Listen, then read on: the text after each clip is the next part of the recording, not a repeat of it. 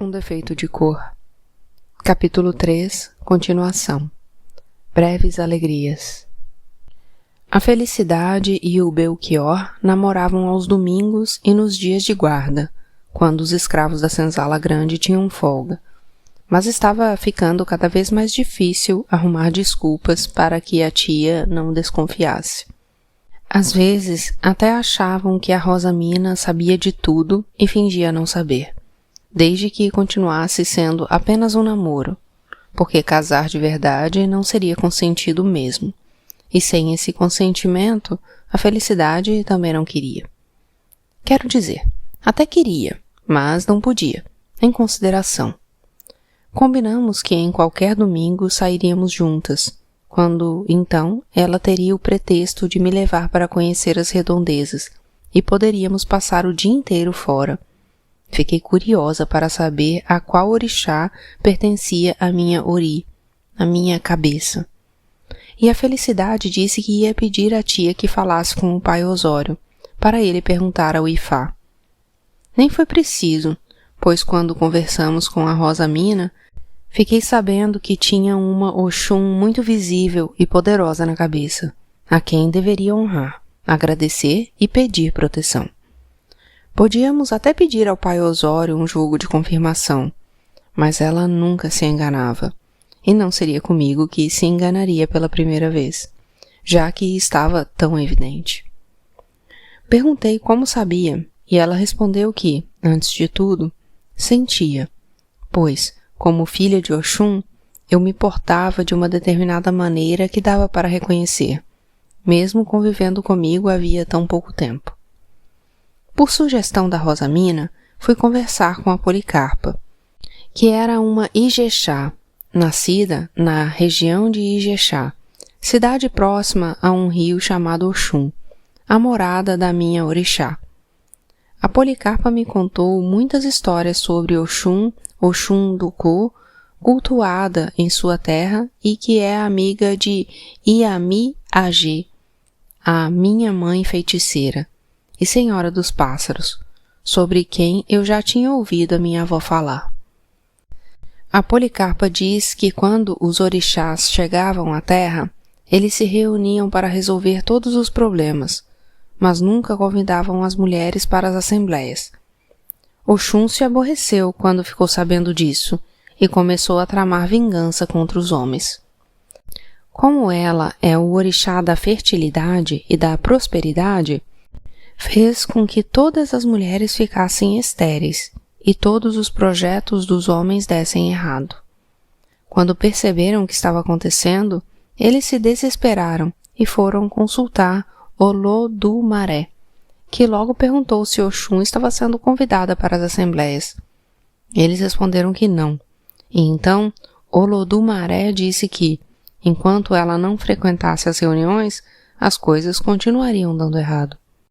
Convidada, Oxum só aceitou depois de muito insistirem. Implorarem talvez seja a palavra certa, e então todas as mulheres voltaram a ser fecundas, e todos os planos frutificaram.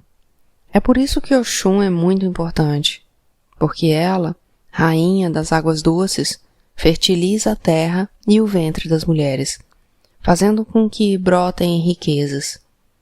Conforme combinado, em um domingo, a Felicidade disse a Rosamina que ia me levar para conhecer a praia de Amoreiras, e saímos logo cedo, só nós duas, e nos encontramos com o Belchior a certa distância da fazenda.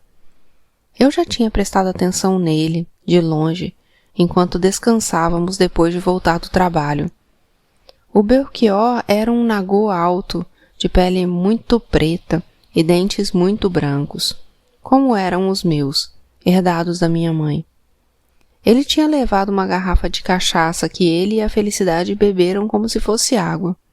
Eu tomei apenas um pouco, pois não gostava muito do efeito, que não me deixava pensar direito e dava sono, além de mal-estar.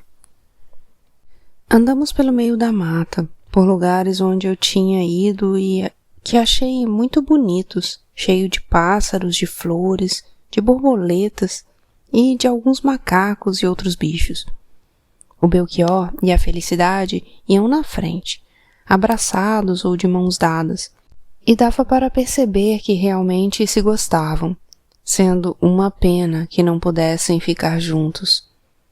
Quando chegamos a um riacho, encontramos por lá pelo menos umas 10 pessoas, rapazes e moças de uma fazenda vizinha que já eram conhecidos de Belchior e nos receberam muito bem.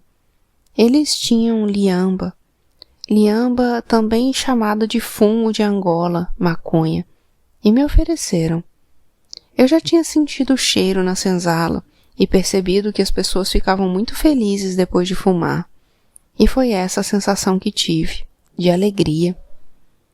Primeiro achei que não tinha acontecido nada, mas logo comecei a sentir uma moleza pelo corpo, os movimentos ficando cada vez mais preguiçosos, assim como também tive a impressão de que a água do riacho corria mais devagar. Senti uma vontade de estar feliz, de sorrir por qualquer coisa, pois todas as coisas eram engraçadas e as pessoas faziam momices. Resolvemos pular na água, menos um casal que se deitava perto de nós, sem se importar quem estivesse olhando e achando a cena a coisa mais engraçada do mundo. Tive uma crise de riso quando tirei a roupa e percebi que os meus peitos estavam começando a crescer, embora eu ainda não tivesse pelos na racha, como a Felicidade já tinha. E eu era a única naquela malta que ainda não tinha corpo de mulher, e por causa disso, todos começaram a rir de mim, que, com vergonha, entrei logo no rio. Eu nadava e pensava em Oxum, minha mãe e rainha das águas doces, e agradeci a ela por ter ficado tão feliz apenas fumando liamba. Feliz como havia muito tempo eu não ficava, desde os tempos de Savalo. Embora em Uidá, na casa da titi Laiô, eu também tivesse ficado, mas um pouco menos, porque sentia vergonha diante da tristeza da minha avó. Quando aquela alegria toda começou a passar e ficamos com fome, saímos pela mata à procura de frutas e encontramos alguns pés de banana, de coco, que não foram suficientes para todos. Eu, a Felicidade e o Belchior resolvemos voltar para a fazenda e ver se tinha sobrado alguma coisa do jantar, mesmo porque não faltava muito tempo para escurecer e seria perigoso andarmos pelos matos no meio da escuridão, por causa dos bichos e de alguns espíritos do mal. Nós duas fomos na frente, para que a Rosamina não desconfiasse de que estávamos com o Belchior.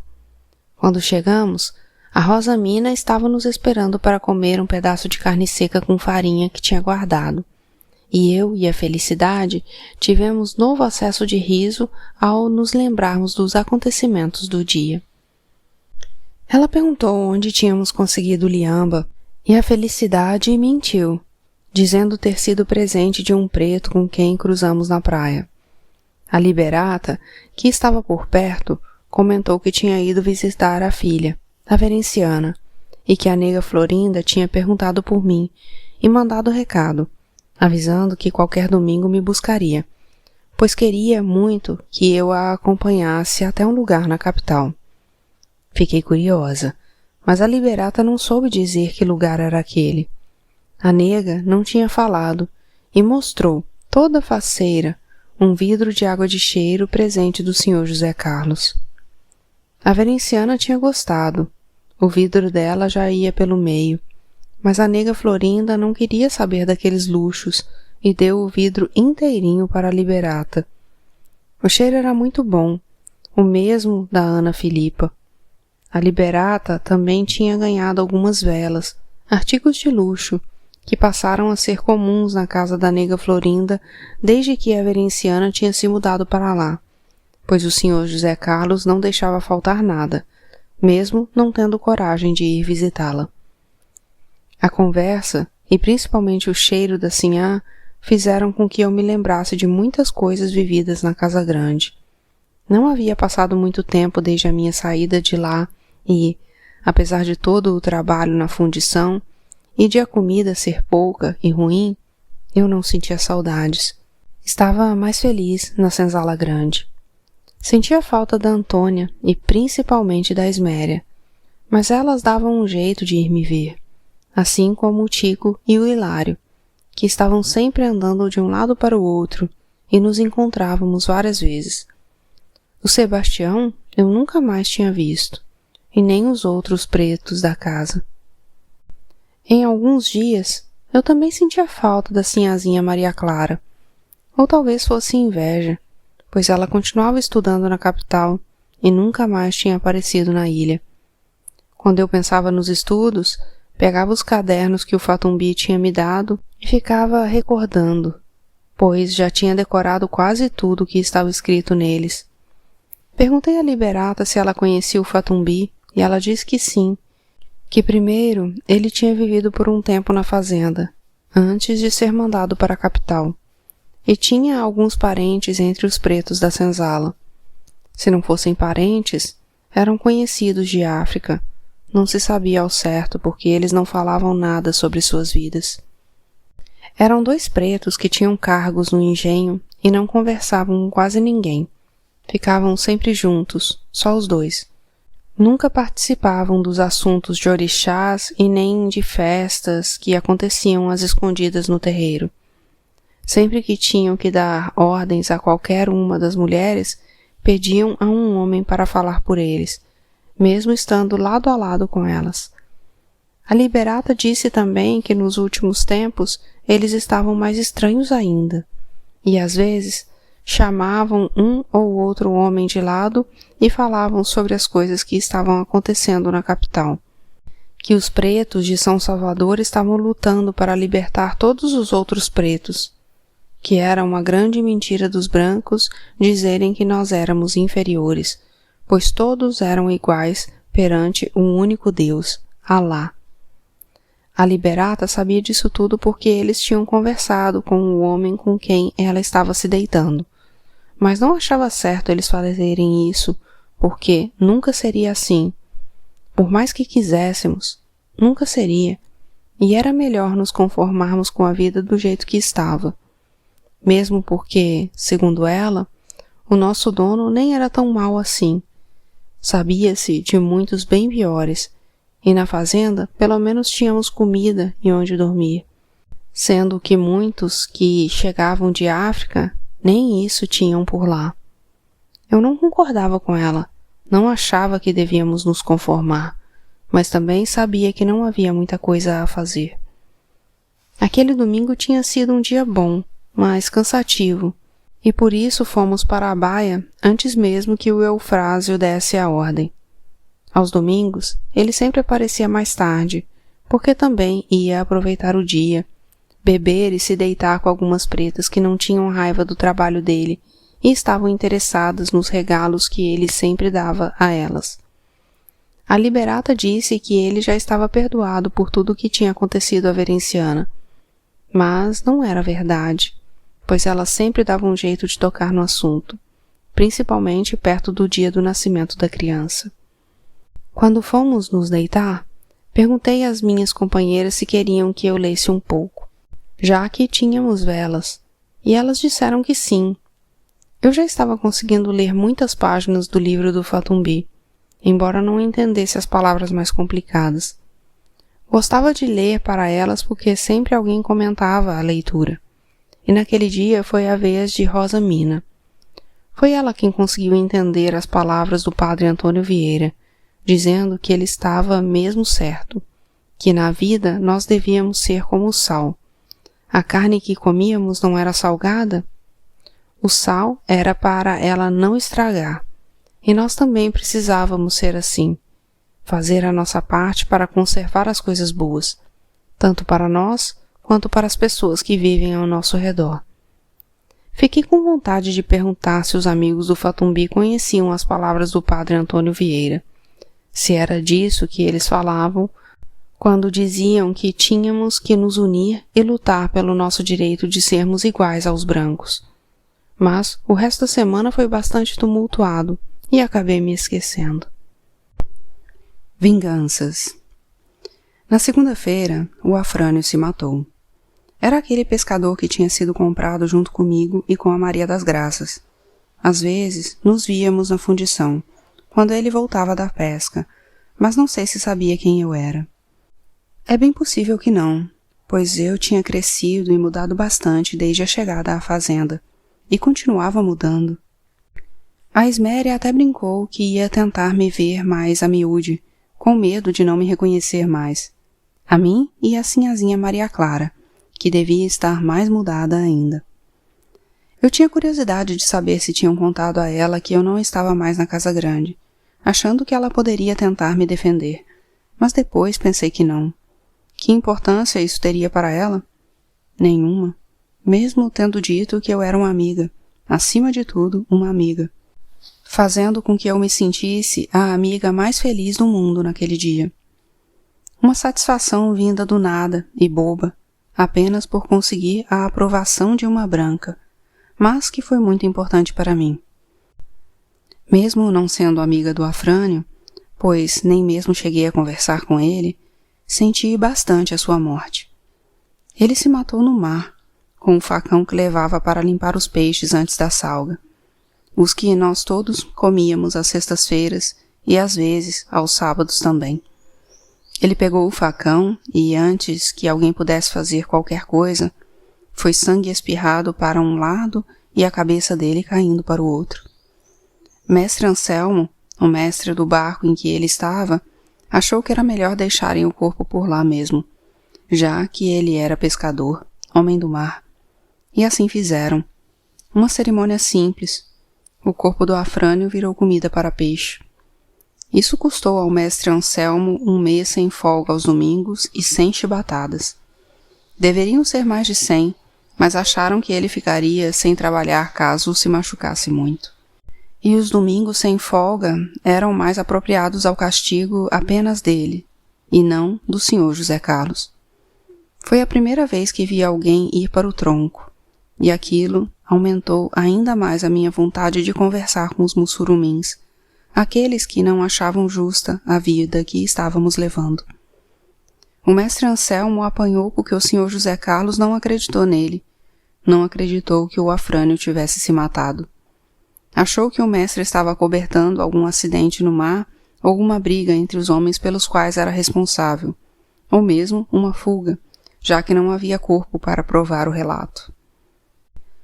Depois da tragédia com a Verenciana, o Eufrásio tinha passado alguns dias quieto, pensativo, tratando todos nós muito melhor, às vezes até com gentileza de fazer pedidos em vez de dar ordens. Mas depois voltou a ser o de antes, e até piorou, sentindo verdadeiro prazer com a realização de todos os caprichos maldosos do senhor José Carlos e da sinhá Ana Filipa, ou dos próprios, e continuou arrumando pretas para se deitarem com o nosso dono. Achei que elas tinham aprendido a lição, mas estava enganada, pois ficaram sabendo o que o senhor fazia pela Verenciana e, mesmo cega, acharam que a vida da outra era melhor que a nossa vida na fazenda. Diziam que algumas delas se ancoravam em ervas para ficarem pejadas, como se isso fosse garantia de vida boa, como se não vissem muitos filhos do senhor ou do pai dele crescendo lá, tratados como pretinhos comuns. O Eufrásio fez questão de que o castigo do mestre Anselmo fosse no fim do dia, com todo mundo reunido, para servir de lição. O senhor José Carlos também apareceu, e a sinhá Ana Filipa ficou olhando de longe. O capataz mandou que um dos homens prendesse as 2 mãos do mestre nas argolas que pendiam ao lado do tronco e tirasse as calças dele. Perguntou se o senhor queria começar e, com a resposta negativa, não teve pena. Agiu como se estivesse descontando, no chicote de 3 pontas e nas costas, na bunda e nas pernas do mestre, toda a raiva que existia no mundo.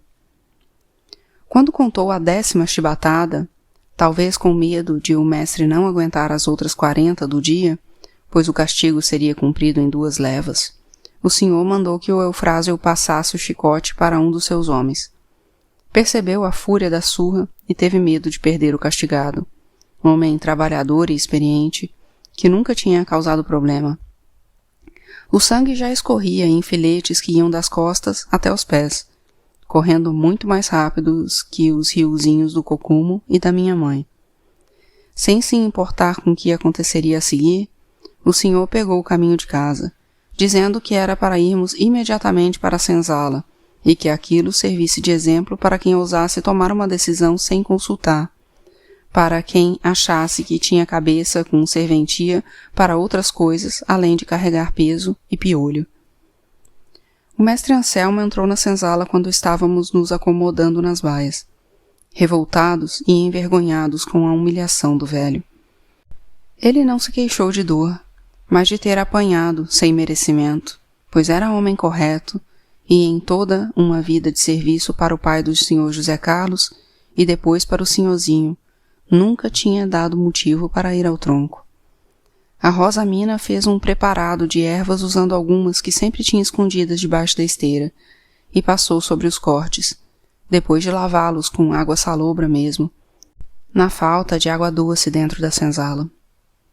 Enquanto lavava o machucado, perguntou se estava doendo, e o mestre respondeu que sim, mas que aguentava, que estava acostumado com o mar e que o sal ajudava a consertar a carne. Então, me lembrei do livro com o sermão do padre para os peixes, em que ele dizia que os homens eram o sal da terra, o sal da vida. Aquele que a Rosa Mina tinha explicado tão bem. Senti vontade de ler para o mestre Anselmo, mas achei melhor não arriscar, pois alguém podia me ver lendo e tomar os meus livros, únicas coisas que eu tinha que realmente eram minhas. Os dias seguintes foram tensos, com o Eufrásio distribuindo pontapés, safanões e chicotadas sem motivo. Por qualquer dá cá aquela palha. Até que um dos pretos o enfrentou, dizendo que era homem honrado e trabalhador e que não aceitava ser tratado daquele jeito. O Eufrásio disse que não ia dar as chibatadas que ele merecia porque, depois, em razão de uns cortes de nada, a carne ruim dos pretos costumava desandar, causando prejuízo ao senhor. Mas para que ninguém pensasse que ele não sabia domar bichos, o homem ia para o tronco, 3 dias e 3 noites, sem comer e sem beber água. Disse ainda que se fosse só por conta dele, se não tivesse que saber a opinião do senhor José Carlos, também mandava cortar a língua, que é o que se faz com quem não sabe ficar calado. O Eufrásio sempre dizia que não adiantava jogar feitiço nele e que não pegava, pois não acreditava em praga de preto. Mas, naquela mesma noite, sentado na porta da cozinha da casa grande, ele estava comendo um pedaço de carne e engasgou. A Esméria correu para chamar o senhor José Carlos, que por sorte estava em casa, para se certificar de que a morte do capataz não tinha sido a traição, pelo menos não aparentemente, mas ele não teve o que fazer. O Eufrásio roxeou, perdeu os sentidos e morreu antes que houvesse tempo de rezar uma Ave-Maria em socorro. Se houvesse alguém disposto a fazer isso, é claro. Levaram o corpo dele para a vila e o resto da noite foi de festa na senzala grande, mesmo sob os olhares dos empregados, que também estavam estranhando o jeito como Eufrásio vinha tratando todo mundo. Demorou para que um novo capataz fosse mandado da capital, mas, mesmo assim, mesmo sem alguém para impor a ordem, foi um tempo de muito trabalho e de muita paz.